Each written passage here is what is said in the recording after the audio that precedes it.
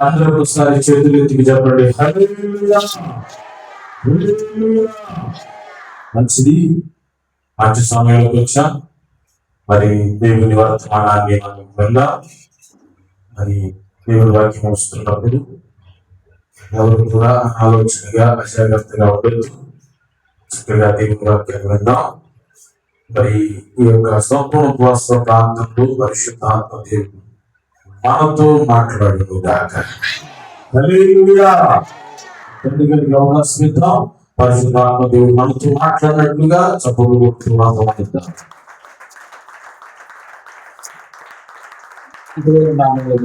వందనాలు. చిన్న ప్రార్థన చేసుకుందాం. కళ్ళు మూసుకోయ్యా. పరిశుద్ధుడైన మా దేవా, నీకు వందనాలు, స్తోత్రాలు, కృతజ్ఞతలు చెల్లిస్తున్నాం. సిలువ వేయబడి మరణించి లేచిన యేసు నామములో ప్రార్థిస్తున్నాం. ప్రభువా, నీ దూత కావలించి అవసరమైన మాటలు బయలుపరచమని యేసు నామములో అడుగుతున్నాను తండ్రి. దేవునికి స్తుతి కలుగును గాక. కీర్తన గ్రంథం 33వ అధ్యాయం. కీర్తన గ్రంథం 33వ అధ్యాయం. 33వ అధ్యాయంలో చూడండి, 19వ వచనం చదువుదాం. యెహోవా దృష్టి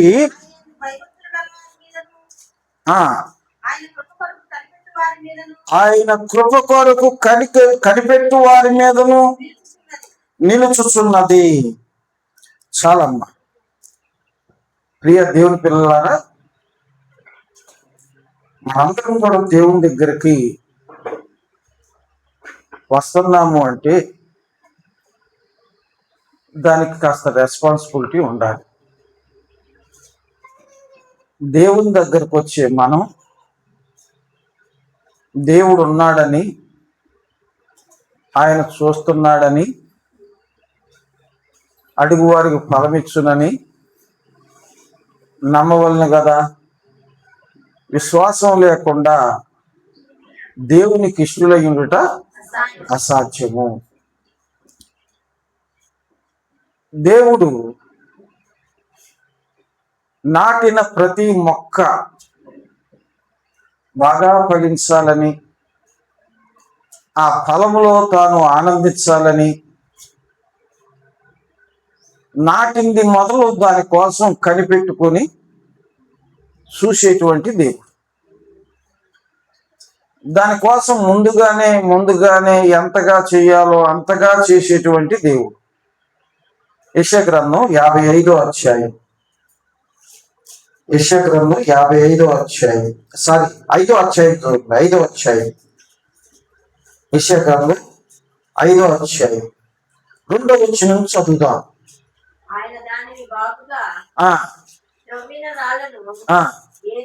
ఏది? ద్రాక్షావళి తీగలు నాటించెను, దాని మధ్య బూజు ఒకటి వేయించి ద్రాక్ష తొట్టిని తొలిపించెను. ద్రాక్ష పండ్లు ఫలింపు వల్లని ఎదురు చూచుండెను, గాని అది కారు ద్రాక్షలు కాసెను. చక్కగా రాళ్ళన్నీ ఏరేశాడు. శ్రేష్టమైన సత్తువు గల భూమిగా చక్కగా దున్ని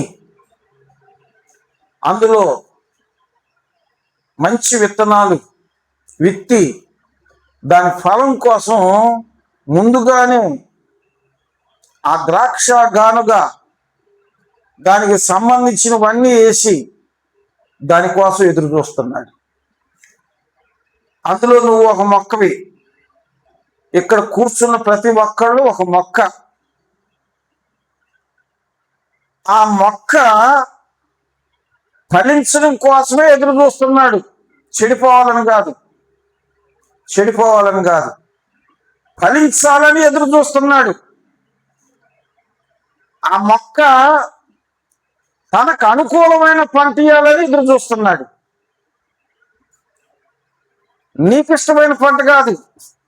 మొక్క తనకిష్టమైనట్టు పూస్తే ఆ చెట్టుని రైతు ఒప్పుకోడు. ఇదేంట్రా దీనికి ఎంత చేసినా గాని ఆ 4 పిందెలు ఆ 4 కాయలే దీనికి సరైన లేదు అని 1-2 సంవత్సరాలు చూసిన తర్వాత అయినా దాన్ని ఏం చేస్తాడు? మంచి చెట్టుని అనుకూలంగా చూస్తాడు. కానీ నువ్వు అనుకున్నట్టు కాదు, దేవుడు పండాలి. నువ్వు నేను అనుకున్నట్టుగా రావడం కాదు, పోవడం కాదు, దేవునికి అనుకూలంగా రావాలి, పోవాలి. ఇదంతా ఎవరు చూస్తున్నారు? ఏమండి? సామెతల గ్రంథం 15వ అధ్యాయం 3వ వచనం. సామెతల గ్రంథం 15వ వచనం. యెహోవా కన్నులు ప్రతి స్థలము మీద ఉండెను, చెడ్డవారిని మంచివారిని ఏంటంట? మంచివారిని చెడ్డవారిని అవి చూచుచుండును. నిన్ను చూస్తున్నాడు, చెడిపోయిన వాడిని చూస్తున్నాడు, బాగుండేవాడిని చూస్తున్నాడు.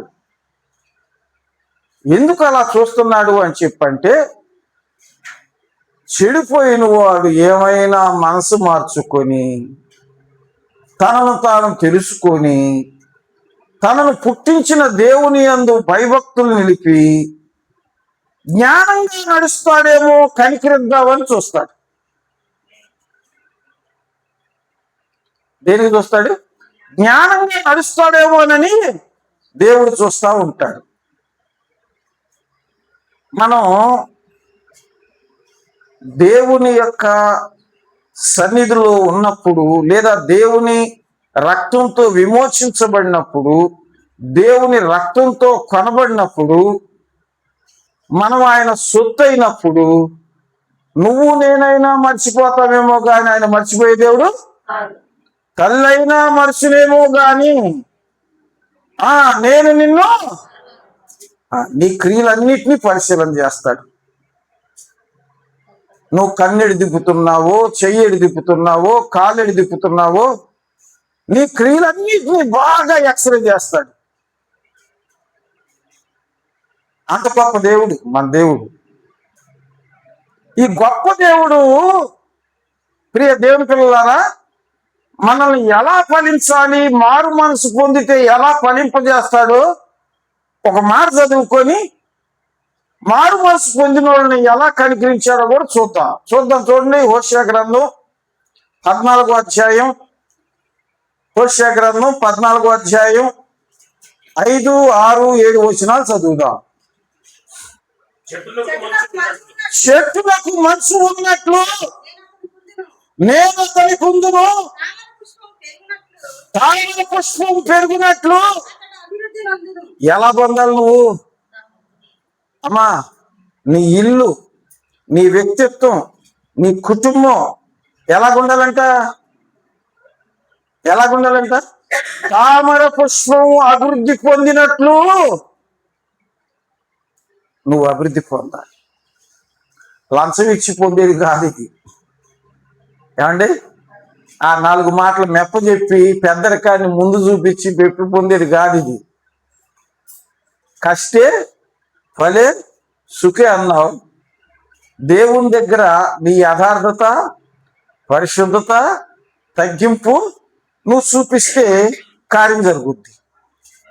చెట్టుకు మనసు ఉన్నట్లు నేను అతనికి ఉంటాను, అతను తామర పుష్పం అభివృద్ధి చెందినట్లు అతను అభివృద్ధి చెందును. తర్వాత పర్వతము తన్నుదురు, కొమ్మలు విశాలముగా పెరుగును, సౌందర్యం అతనుకుండును, సువాసన అతనికుండును. ఎలాగుండాలంట? విశాలమైన కొమ్మలు వేయాలి, సౌందర్యం ఉండాలి, సువాసన ఉండాలి, అభివృద్ధి చెందాలి. నీ కుటుంబం, నీ జీవితం అలాగుండాలి.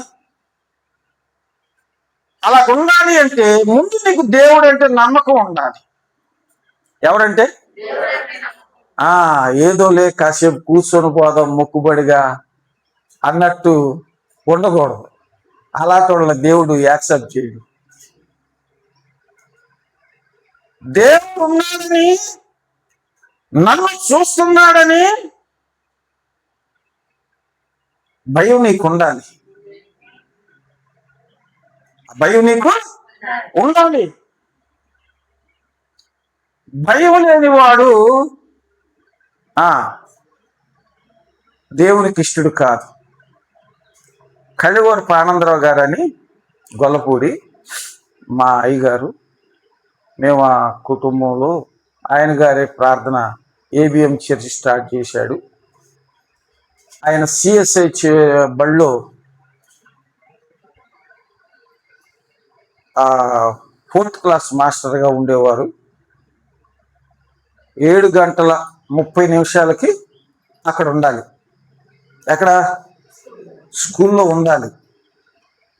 7:30 ఒకవేళ 7:45 వస్తే పనిష్మెంట్. వెళ్ళంగానే ఈ మాస్టర్లు అందరూ కూడా సంతకాలు చేసి నేను 7:40 వచ్చాను లేదా 7:30 వచ్చానని రాసేయాలి. నేను కాస్త చిన్నపిల్లోడిని, అంత ఊహగలిగిన వాడిని కాదు. కాస్త కూస్తూ అవగాహన కలగదు. అంటే ఆయన స్వరూపాన్ని నేను అవగాహన చేసుకునే ఆ స్తోమత ఉంది. నేను ఆ సిఎస్ఐ చర్చి పక్కనే మా ఇల్లు గొల్లపూడిలో. అప్పుడు ప్రియ దేవుని పిల్లలారా, ఈ చీమలపాడులో కొచ్చెర్ల నాగభూషణం గారని ఆయన గారు అందుట్లో మాస్టర్గా పనిచేసేవాడు. చీమలపాడు నుంచి గొల్లపూడి వచ్చేవాడికి లేట్ అయ్యేది, 8 అయిపోయేది. సంతకం 7:30 అని రాసేవాడు. ఈయన ఒకసారి అడిగాడంట, ఏమండి మీరు 7:45 రాయిపోతే ఏం పోయింది, 7:30 రాయొచ్చు కంటే నేను వెంబడించే దేవుడు నన్ను చూస్తున్నాడు. నీకుందా భయం? నీకుందా భయం? నేను ఏం మాట్లాడుతున్నాను, నేను ఎలా ప్రవర్తిస్తున్నాను, నన్ను చూసి దేవునికి, నన్ను కొనిన దేవునికి అవమానకరంగా ఉన్నానా, యథార్థంగా ఉన్నానా, నేను దేవుని రాజ్యానికి హక్కుదారునేనా, లేదా పడిపోతున్న దూతకు సాదృశ్యంగా ఉన్నానా? నీకుందా భయం? దేవుడి దృష్టి మంచి వాళ్ళ మీద చెడ్డ వాళ్ళ మీద ఉన్నా కోఆపరేషన్ చేసేది మాత్రం ఎవరికంట? యెహోవా యందు భయభక్తులు గల వారి మీద ఆయన దృష్టి ఉంచును. ఎందుకంటే ఆ కరువులో వారి బాధలు తీర్చడానికి, బాధల్లో ఉన్న వారిని లేవనెత్తడానికి ఆయన కనుదృష్టి పనిచేస్తుంది.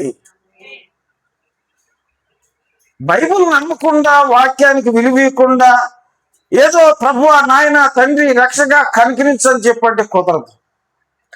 బైబిల్ నమ్మాలి నువ్వు. అసలు ముందు నీ చేతిలో బైబిలే. ఎవరంట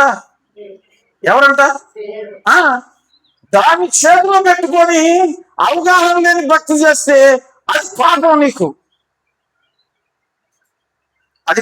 నీకు. అలాంటి భక్తి చేయకూడదు. దేవుడు అంటే ఏంటంట, ఏదో ఎలాగున్నా పర్వాలేదు అనుకుంటున్నారేమో. అలా కుదరదు. నేను పరిశుద్ధుడు గనక మీరును పరిశుద్ధులై ఉండండి. ఆయన కోరిక ఏంటంటే, ఆయన పిల్లలు ఎలాగుండాలంటే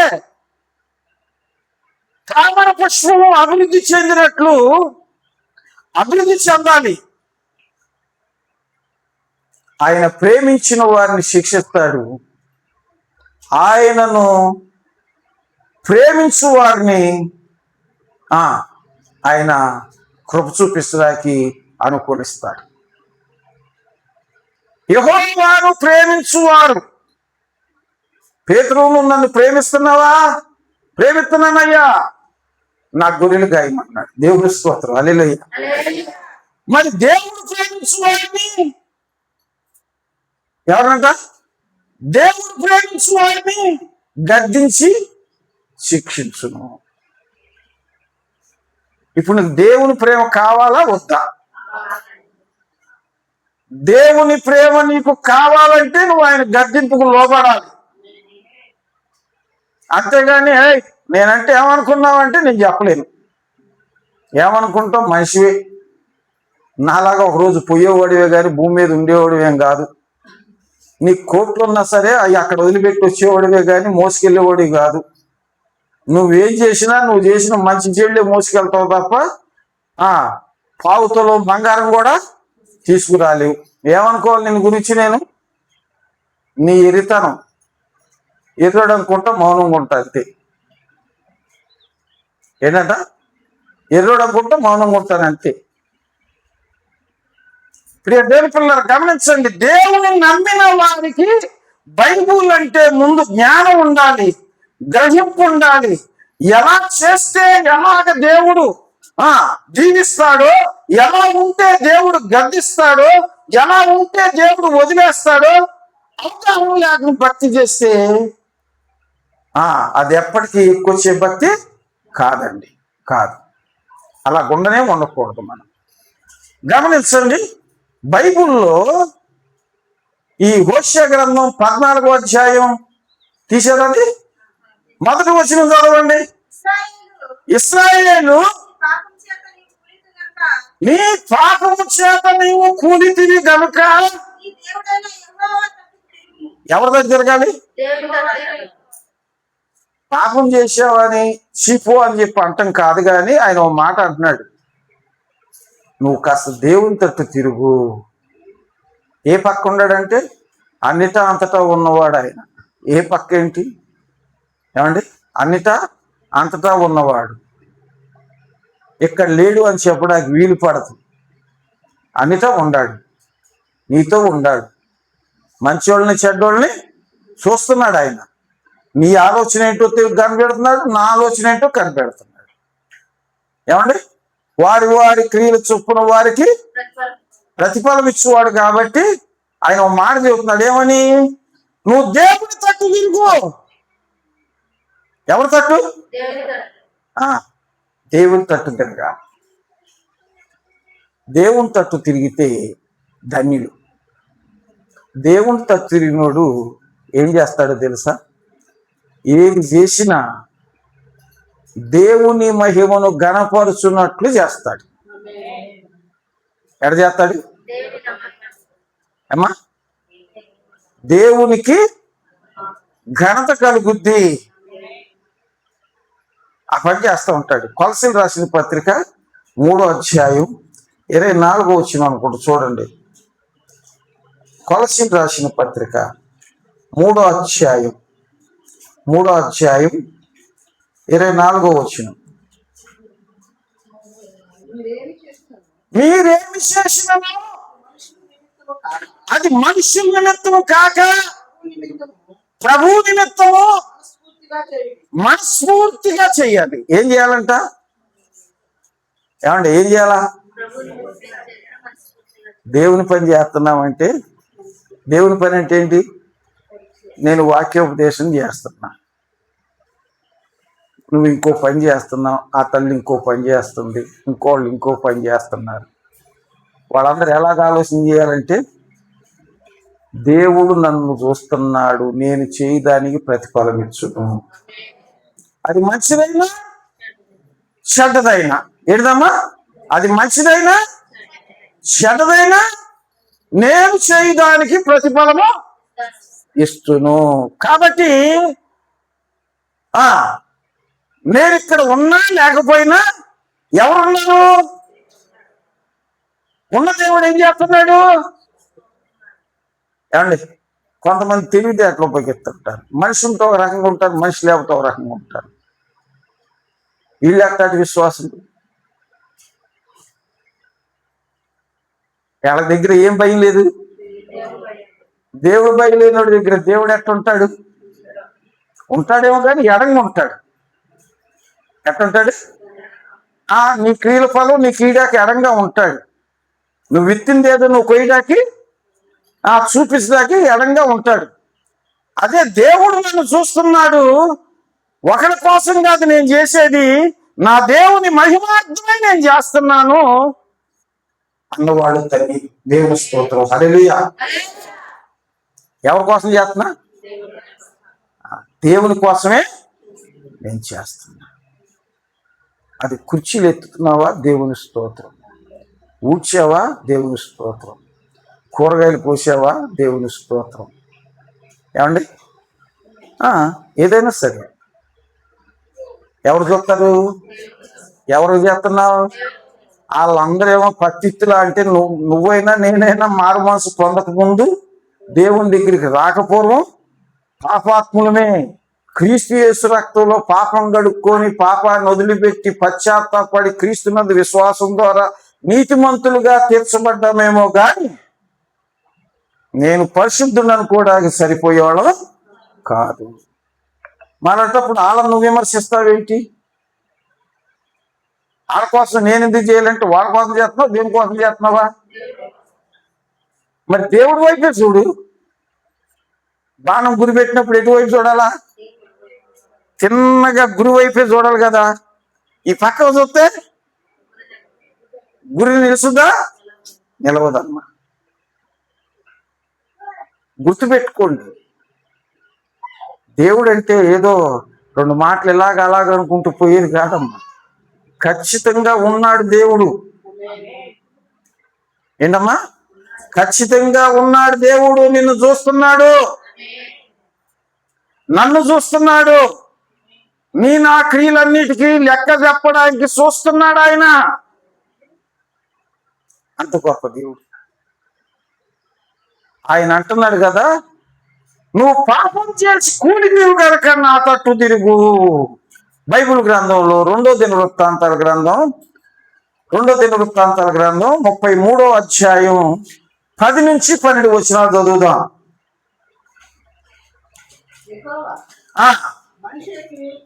మనిషేకును అతని జనులకును వర్తమానములు పంపిను, వారు చెవి యొద్దకు పోయి. ఏమా? మనిషి అనే ఒక రాజుకి దేవుడట వర్తమానాలు పంపి సరి చేసుకో, జాగ్రత్తగా ఉండు, లేకపోతే శిక్ష వస్తుందని చెబుతుంటే ఏం చేయలేదు వాళ్ళు? ఏం చేయలా? వినలా.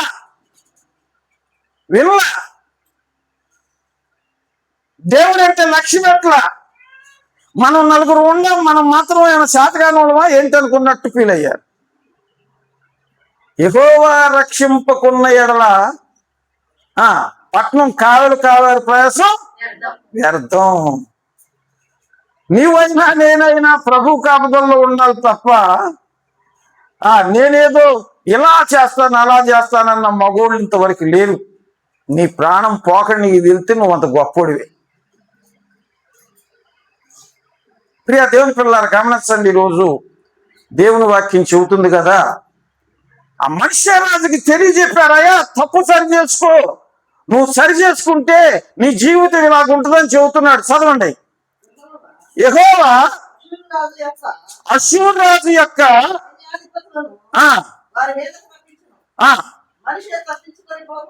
మనిషే తప్పించుకొని పోకుండా వారు అతనిని పట్టుకొని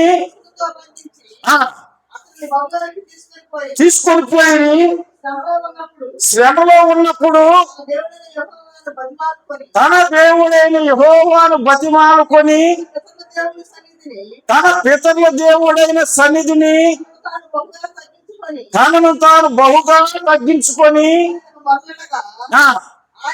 ఆయన ఆలకించి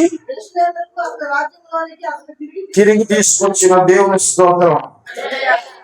అమ్మా, ఎందుకు మంచివాడిని చెడ్డవాడిని చూస్తున్నాడంటే వాడు కూడా నశింపక ఏమైనా మారు మనసు పొందితే కనికరిద్దామని ఎదురు చూస్తున్నాడు.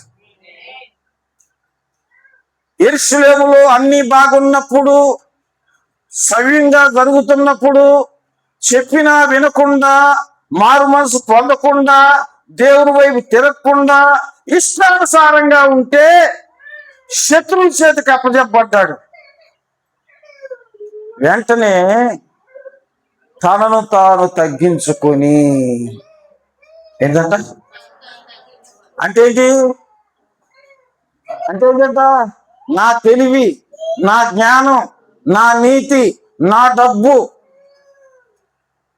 అప్పుడప్పుడు ఇంటర్వ్యూలో జగన్ బాబు చెప్తున్న మాట ఏంటంటే 10 కోట్ల రూపాయలు ఉండోడు కరోనా టైంలో ఆక్సిజన్ కొనుక్కున్నా కానీ బతకలేకపోయాడు.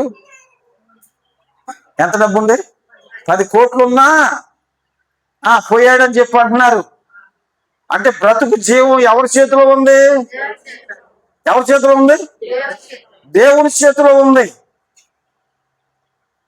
నీ ధనము, నీ ఘనము కాదు కావాల్సింది, నీ తగ్గింపు, నిన్ను నువ్వు తెలుసుకోవడం కావాలి. నిన్ను పుట్టించిన వాడు, నిన్ను పుట్టించిన వాని విలువ, ఆయన శక్తి, ఆయన త్యాగం, ఆయన కృప నువ్వు గుర్తించాలి. కాస్త నీ కోసం నువ్వు ఇంకా ప్రభువుని ఎరగక మునిపే, నువ్వు ఇంకా ప్రభువు తెలుసుకోక మునిపే, నీ తల్లి గర్భంలో పిండంగా ఉన్నప్పుడే నువ్వు దేవుని వైపు జరగడానికి, నిర్ణయ కాలంలో నువ్వు దేవుని దగ్గర రావడానికి నిశ్చయించి, ఆయన శిలువ మీద 2000 సంవత్సరాలకు ముందే నీ కోసం నా కోసం రక్తం కార్చాడు. ఆ రక్తం ఎంత భయంకరమైందంటే ముండ్ల కొరడాతో చీల్చబడిన శరీరంతో తల్లడిల్లిపోతూ ముండ్ల మందును ధరించి కాళ్ళల్లో చేతుల్లో మేకులతో కొట్టబడి ఆ రక్తంతో, ఆ త్యాగంతో, ఆ శ్రమతో నిన్ను కొనుక్కున్నాడమ్మా. నువ్వేంటో నిర్లక్ష్యం చేస్తున్నావు. సాగినంత కాలం గొప్పోళ్ళే అందరూ. ఏమండి? అది కాదు గొప్పతనం. దేవునికి లోబడాలి. ప్రార్థనకి ఎందుకు వచ్చాం మనం? ఆయన రక్తంతో విమోచించబడి పరలోకంలో మన పేరు రాయబడి, ఇక్కడ మాత్రమే కాక తాత్కాలికమైన జీవితం ఇది. 60-70 సంవత్సరాల జీవితం. నిశ్చలమైన రాజ్యం ఎక్కడుంది? పరలోకంలో ఉంది. అక్కడ మనం నివాసం చేయడం కోసం ఇక్కడ ఆయన రక్తంతో మనం విమోచించబడ్డామని భయపడి జ్ఞానం కలిగి వివేకంతో చెడుతనం వదిలి తగ్గించుకొని ఆయన వెతికి ప్రార్థన చేసే వాళ్ళం అయితే ఆయన రాజ్యంలో ఉంటాం. భూమి మీద ఉండగా ఆయన కాపుదల్లో, కృపలో ఎదిగి వర్ధిల్లే వారంగా ఉంటాం. సంగతి ఎప్పుడైనా మనసును పెట్టావు? అసలు నీకు చిన్నపాటి దెబ్బ తగిలితే, ఒక హార్ట్ పెయిన్ వస్తే, లేదా ఒక రోగం వస్తే, లేదా ఇంకోటి వస్తే గడగడలాడిపోతావే. నీ కోసం ముండ్ల కొరడాలతో చేతపడ్డాడుగా యేసు ప్రభు. నాకడ సాల్లో వాళ్ళే దున్నబడిందంట వీపు. అంత గొప్పగా రక్తం కార్చిన యేసయ్యని ఎందుకు ఎగతాళి చేస్తున్నావు నువ్వు? నీ కాని చేష్టలతో ఎందుకు ఎగతాళి చేస్తున్నావు ఆయన్ని? ఎందుకు ఆయన గాయాలు రేపుతున్నావు? ఎన్నిసార్లు ఆయన క్షమిస్తానుకుంటున్నావా? బుద్ధిపూర్వకంగా పాపం చేయు వారికి ఎక్కువ నువ్వు క్రీస్తు రక్తంలో పాలి లేదు.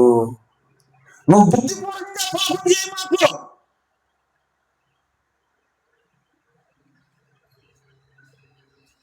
దేవునికి భయపడి జీవించు. దేవుడు చెప్పినట్టున్నాడు. ఏం పర్వాలేదండి, 10 మంది ప్రార్థన చేస్తే తగ్గిపోద్ది అనుకుంటున్నావా? అది కూడా చూద్దాం. ఇప్పుడు ఈ మనిషి రాజు ఏం చేశాడు? తనను తాను తగ్గించుకొని దేవుని సన్నిధిలో బ్రతిమాడితే అతన్ని ఎక్కడ తీసుకొచ్చాడు? మళ్ళీ యెరూషలేములోనికి, సమాధానపు ఇంటిలోనికి తిరిగి తీసుకువచ్చి అతని అధికారం అతనికి ఇచ్చాడు. దేవుని స్తోత్రం. హల్లెలూయా. అమ్మా, నిన్ను కూడా దేవుడు అంటున్నాడు, ఒకవేళ తెలియక అజ్ఞానంతో నడిస్తే నువ్వు క్రీస్తు వైపు తిరగాలి అంటున్నాడు. ఇంకొకడు చూద్దాం. ఎన్నిసార్లు అయినా పశ్చాత్తాపడతాడు, ఎన్నిసార్లు అయినా మళ్ళీ ప్రార్థన చేస్తాడు, ఎన్నిసార్లు అయినా పాపం చేస్తాడు. వాడి గురించి చూద్దాం. మొదటి రాజుల గ్రంథం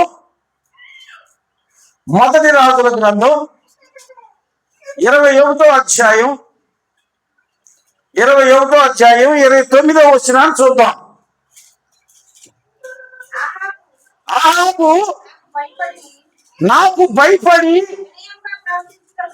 వినయముగా ప్రవర్తించుట చూసితివా? నాకు భయపడి ఆ, ఆ, ఆ.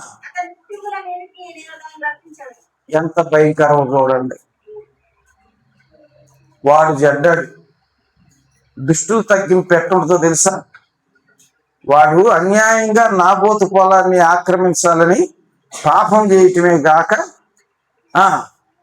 రామో తిరిగో మీదకు పోదామని చెప్పి దేవుడు నియమించిన దాని మీద పోదామని చెప్పి యుద్ధం చేయడానికి ప్రయత్నం చేస్తున్నాడు. దేవుడు నీకు ఇచ్చిన దాంట్లో ప్రయాసపడరాదు. అదెప్పుడు కొడతా, అదెప్పుడు కొడతా, అదెప్పుడు కొడతా, దాని నీకెందుకు? దాని నీకెందుకు అసలు? ఏమండి, ఈ ఆహాబు నాబోతుని అన్యాయంగా చంపేశాడు. భార్య చేత పాపానికి అమ్ముడు పోయేవాడిలాగా తనను తాను స్థిరపరుచుకున్నాడు. వీడు ప్రవక్త వచ్చి అతన్ని ఏంటంట, దేవుని శాపాన్ని చెప్పబోయే ముందు తనను తాను తగ్గించుకునటం. ఈవేళ మనం కూడా చాలాసార్లు పాపం చేసి ఉపవాసం ఉండి ప్రార్థన చేద్దాం అనుకుంటున్నారేమో. అది ఎంత పాపమో. ఇప్పుడు ఆ తనను తాను తగ్గించుకున్నాడు. ఎవరు చూశారు ఈ మాట? చదివినోడు చెప్పాలి కనీసం. ఎవరు చూశారు? ఏలియా చూడ, దేవుడు చూసి చెబుతున్నాడు. ఏలియా చూడు, నాకు భయపడి ఎంత వినయం చూపెడుతున్నాడు. చూశాడు. కానీ ఏమంటున్నాడు తెలుసా? దేవుడు అప్పటిదాకా వాడికే పనిష్మెంట్ ఇచ్చాడు. ఎవరికి? ఆహాబ్కి ఒక్కడికే పనిష్మెంట్ ఇచ్చాడు. కానీ వాడు పశ్చాత్తాపడినట్టు ఉపవాసం ఉండటం వల్ల వాడి తర్వాత తరవారైనటువంటి వాడి పిల్లల మీదకి ఆ శాపాన్ని తీసుకొచ్చాడు. వాడిని అప్పుడు క్షమించేశాడు. వాడి క్షమాపణ వాడి పిల్లల సాగుకొచ్చింది. ఏమంటే ఎంతమంది అజ్ఞానంగా నడిచి దేవుని గొర్రె పిల్లల రక్తాన్ని అవివేకంగా ఎంచి ఆ పాదాలతో తొక్కుతూ ఇష్టానుసారంగా ఉండి నేను ప్రార్థన చేస్తాననే వాళ్ళందరికి కూడా ఇదొక కనువిప్పు.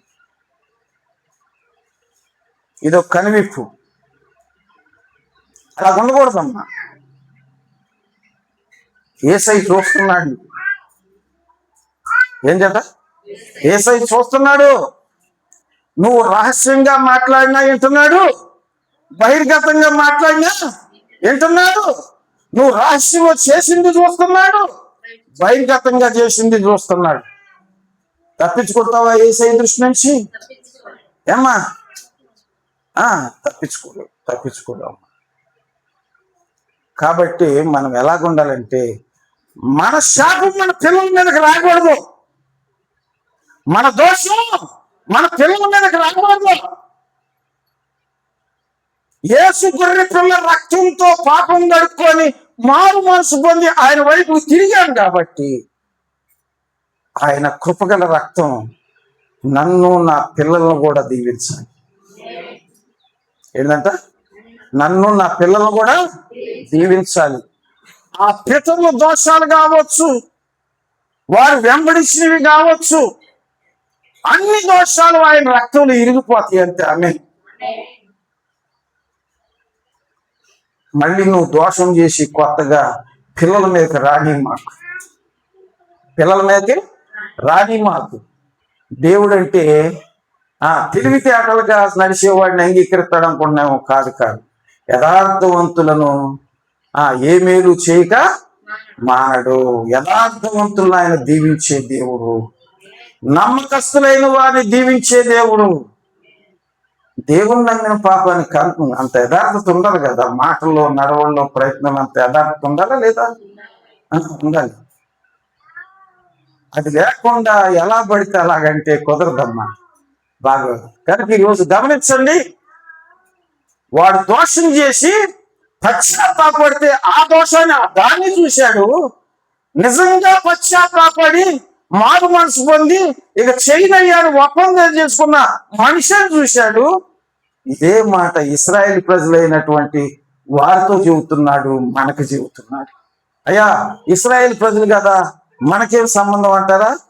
చూడండి, ఎఫెసీయులకు రాసిన పత్రిక 3వ అధ్యాయం 6వ వచనం.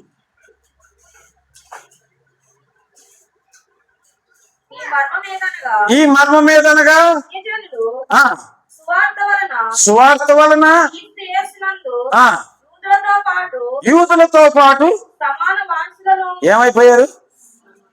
ఏమైపోయారమ్మా? అంటే ఇప్పుడు నువ్వు నేనేం చేయాలా?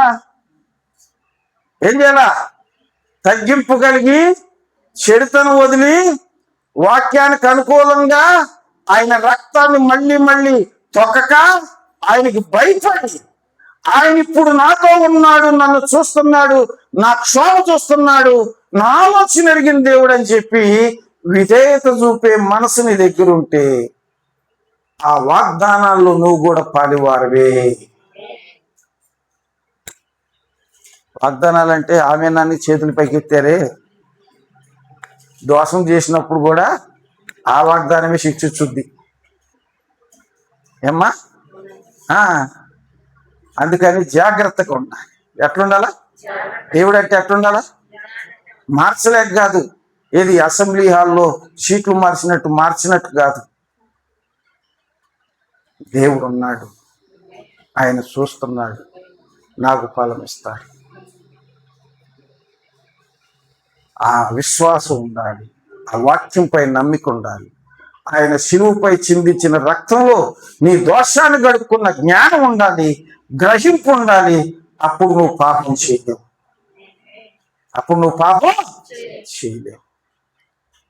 అందరికీ కుమారుడు.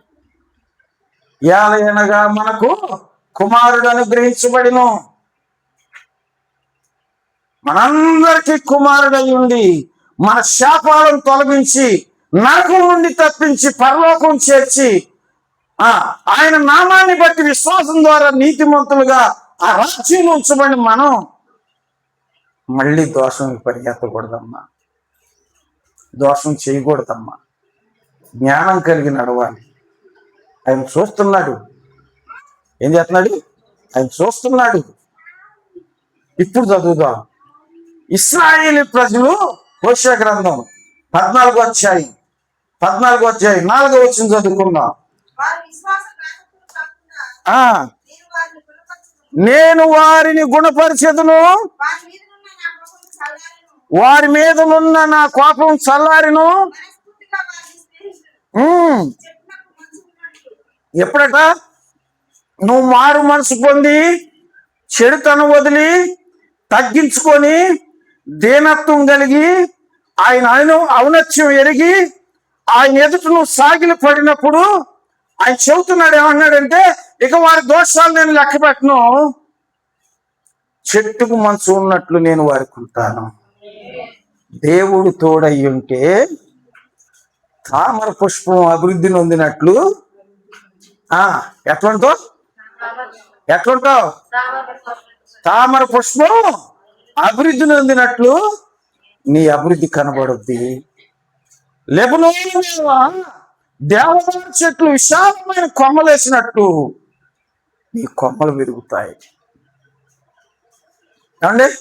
సువాసన కలిగి ఉంటావు, సౌందర్యం కలిగి ఉంటావు, శ్రేష్టమైన జీవితం కలిగి ఉంటావు.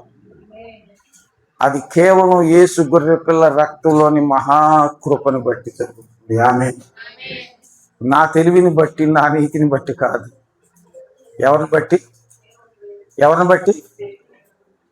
గలతీయులకు రాసిన పత్రిక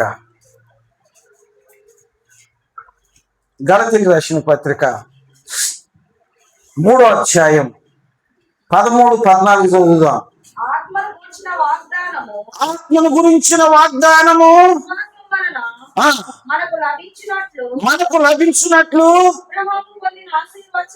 అబ్రహాము పొందిన ఆశీర్వచనము క్రీస్తు యేసు ద్వారా, అంటే మనకు కలుగుటకై మన కోసం శిలువలో వేలాడిన దేవుని స్తోత్రం. హల్లెలూయా. ఆయనలో పాపం లేదు, ఆయన పరిశుద్ధుడు, నీతిమంతుడు. మనమే పాపం చేశాం. మాటల్లో, నడతల్లో, చేష్టల్లో, ప్రవర్తనలో ఏంటంటే మనమే దోషం చేసి మన దోషాన్ని ఆయన భరించి మన కొరకు శిలువపై వేలాడిన యేసు ప్రభు వారు మనకేమిచ్చాడంట? ఆశీర్వచన ఆత్మను అనుగ్రహించాడు. కాబట్టి లెబనోను మీద దేవదారు చెట్టు వలె నువ్వు విశాలపరచబడాలా. అంజూరపు చెనమ్మా చెట్టుకున్నంత సౌందర్యము, విశ్వాసం ఏంటంటమ్మది ఒలివా చెట్టుకున్నంత సువాసన నీకు ఉండాలి. అలాంటి స్థితిలో దేవుడు నిన్ను దీవించాలనుకుంటున్నాడు. నీకు ఆ దీవెన కావాలంటే మొదట నిన్ను నువ్వు స్థిరపరచుకో. నీలో ఏమి రావాలంటే స్థిర బుద్ధి రావాలి. చంచల మనస్కులు దేవుని రాజ్యంలో ప్రవేశింపలేరు. ఏండి, యాకోబు కుమారులో మొదటి వాడెవడు? రూబే. ఏశావు యాకోబు అన్నమ్మ. యాకోబు అన్న ఏశావు. రూబేను మొదటి వాడు, చంచల మనస్కుడు. ఎవడతను? కాబట్టి అతనికి రాలా. యోధా గోత్రంలో వచ్చిన సర్వోన్నతుని కుమారుడు యేసు ప్రభు యోధా గోత్రం నుంచి వచ్చాడు. స్థిర బుద్ధి, కుదిరైన గుణం, సమ్మతి గల మనసు, దీన మనసు, వినయ మనసు నీకు రావాలి. వస్తే నువ్వు దీవించు. ఆయన పొందిన శిలువను మర్చిపోకు. ప్రభువా, అంత గొప్ప రక్తంతో నన్ను విమోచించి పాపశాపాల నుంచి విడిపించి ఆశీర్వచన ఆత్మతో నన్ను అభిషేకించి నన్ను నిలబెట్టిన దేవా నీకు స్తోత్రాలయ్య అంటూ నువ్వు ఆయన గనక హృదయపూర్వకంగా అంగీకరించి గౌరవించినట్లయితే నీ ఆశీర్వాద ఫలం అలాగుంటది. అందుకే అన్నాడు, ఇశ్రాయేలు నువ్వు నా తట్టు తిరుగు. ఇప్పుడైనా యేసయ్య తట్టు తిరిగితే ఇలాగ ఉండం. మనం ఆకాశంలో చుక్కల్లాగా కనబడం. గుంపుగా ఎవరి వల్ల నష్టం? ఎవరి వల్ల నష్టం అమ్మా? ఎవరి వల్ల నష్టం? చూడండి, ఎందుకు ఆలస్యం చేస్తారు? నాకు ఇచ్చిన టైం అయిపోతుంది. 2 దినవృత్తాంతాలు 7వ అధ్యాయం 14, 15 వచనాలు చదవండి, ముగించుకున్నాక. 7వ అధ్యాయం మీరే చదవాలా. 7వ అధ్యాయం 14, 15.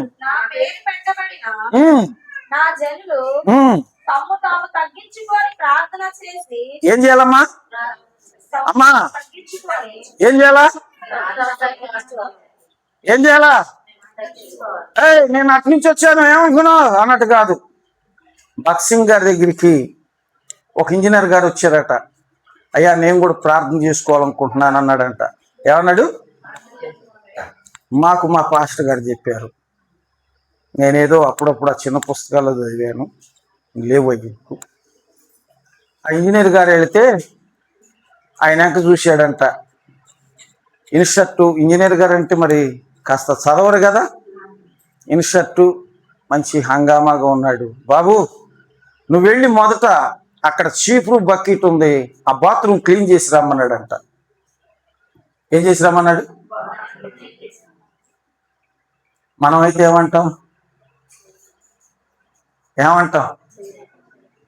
చేస్తావా? నిజం చెప్పండి, చేస్తావా? వెంటనే వెళ్ళిపోయి బాత్రూమ్ క్లీన్ చేసి వచ్చి అయ్యగారు నేను చేసి వచ్చాన్నాడు అనట. కూర్చో బాబు అని ప్రార్థన చేశాడంట. ఆయన తగ్గింపుకు తగినట్టు దేవుడు ఆయనకు బహుమానం ఇచ్చాడు. ఆయన అనేక మందికి దేవుని వాక్యం చెప్పేవానిగా లేవనెత్తాడు. అంతేగాని మేమంటే ఏమనుకున్నాం? నువ్వు కాదు, నేను కాదు, యేసు రక్తంలో ఎవరి పిల్లలు మనం? ఎవరి పిల్లలమమ్మా? దేవుని పిల్లలని చెప్పుకొని వచ్చి మళ్ళీ నేనంటే ఏమనుకున్నావంటే నేను చేసేది ఏముంది? చేయకూడని అన్ని చేస్తుంటే ఇంకేం చేస్తాం? నా పేరు పెట్టబడిన నా జనులు ఏం చేయాలి? తగ్గించుకొని ప్రార్థన చేసి నన్ను వెతికి ఏ విడిచిపెట్టాలి? ఇక్కడ ఒక గంతు, అక్కడ ఒక గంతు, అక్కడో మాట, ఇక్కడో మాట, ఇంటే ఉంటాం, పోతే పోతాం, మా ఇష్టం, ఇటువంటి వాళ్ళు శాసనం చేసేవాళ్ళు కాదు. అసలు కానే కాదు వాళ్ళు. ఎక్కడ నాటబడిందో చెట్టు అక్కడే ఉండాలి. 10 సార్లు మీతే చెట్టు బతుకుదా?